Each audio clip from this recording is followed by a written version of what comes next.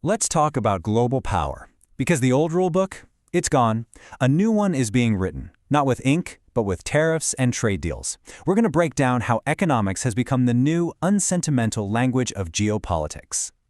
And this single line, right from the new national security strategy, really frames everything we're about to discuss. The end goal, securing national interests, that hasn't changed at all. What has been completely transformed is the toolkit.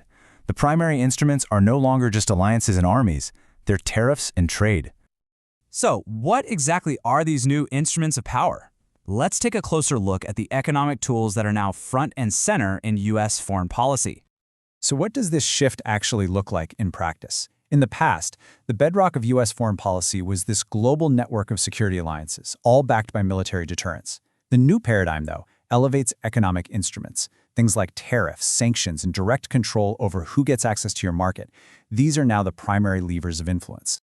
And this isn't just some abstract theory. It's policy in action. The 2025 tariff tracker shows this complex web of economic measures already in play. You have a broad reciprocal tariff on all imports, a targeted fentanyl tariff aimed at China. There's even the threat of secondary sanctions on anyone buying Russian oil. This is the new battlefield. Now, these new instruments aren't being deployed randomly, not at all. They're part of a very clear, very calculated logic that underpins this entire approach to international relations. At its core is what we call transactional foreign policy. The key thing to understand here is that relationships are no longer primarily about shared values or long histories. Instead, support is conditional, market access has a price, and cooperation is always reversible. It's all based on a direct cost-benefit analysis. And the logic at play is, well, it's pretty straightforward. It operates on a clear four-step cycle. If a nation complies with U.S. goals, it's rewarded, usually with better market access.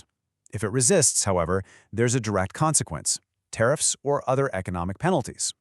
Every action has an immediate and calculated reaction. Simple as that.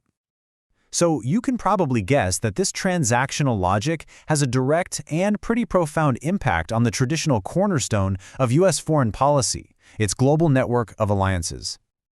Now, this is the crucial point. Alliances aren't being abandoned, but their function has been fundamentally altered. They are no longer seen as the main way you enforce international order. Their entire purpose is being rethought. Under this new approach, short-term economic leverage is now prioritized over long-term trust. Allied burden sharing? That's not a polite request anymore. It's a non-negotiable requirement. The whole idea of free riding is explicitly off the table. Alliances are now being reorganized as powerful economic blocs, designed specifically to counter strategic competitors. And the potential power of this kind of bloc is just staggering. The combined GDP of the U.S. and its treaty allies is over $65 trillion. That's more than half of the world's entire economic output. The strategy is to harness this immense collective power and use it as a single coordinated economic force. But how effective is this new model in the real world? Well, there's a critical case study from the South China Sea that puts that very question to the test. Let's focus on the South China Sea. It's a key geopolitical flashpoint where the U.S. has, for a long time, relied on its traditional military presence to assert its interests and keep the region stable. Now, what this slide shows is that during the period we're looking at, traditional military activity didn't actually decrease. In fact, key operations like freedom of navigation operations, or phone-ups, which are designed specifically to challenge excessive maritime claims, they actually increased in frequency. And yet, what was the strategic result of all that activity? China's militarization of the region and its assertion of these huge maritime claims, it just continued, completely undeterred. And this leads to the stark analytical conclusion that's really central to this entire new strategy. Activity is not the same as influence. A visible military presence without the credible threat of real economic consequences simply failed to change the strategic reality on the ground. But there's another critical layer to this strategy, an element that is often overlooked but serves as the hidden backbone for this whole economic approach, and that's the geopolitics of energy. So, what is the hidden engine that's driving so many of these transactional calculations?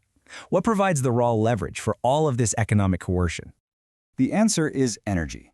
Control over energy flows underpins this entire strategy. The ability to stabilize or destabilize whole systems through energy gives nations immense leverage. You look at Russia, for example. It retains significant power through its exports. This means economic warfare is inseparable from a nation's energy dependence. It also explains why the U.S. is willing to partner with authoritarian regimes if they can guarantee energy security. This really divides the world into two clear camps. On one side, you have energy producers. They possess inherent leverage and they can disrupt global markets. On the other side, you have energy dependence. They're exposed to coercion and have to prioritize the security of their supply chains. This division dictates a huge number of strategic calculations. Finally, let's just summarize the lasting structural changes that this whole approach has introduced. We're not going to make predictions here.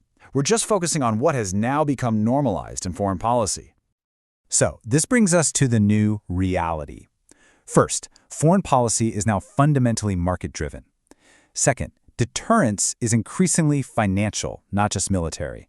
And third, the very definition of what makes a nation stable has been rewritten. It's now measured by things like trade resilience, energy security, and a nation's capacity for sheer economic endurance. And this is the ultimate takeaway. The channels of global influence have been completely rerouted. In this new era, you have to remember one thing. Power now moves through markets.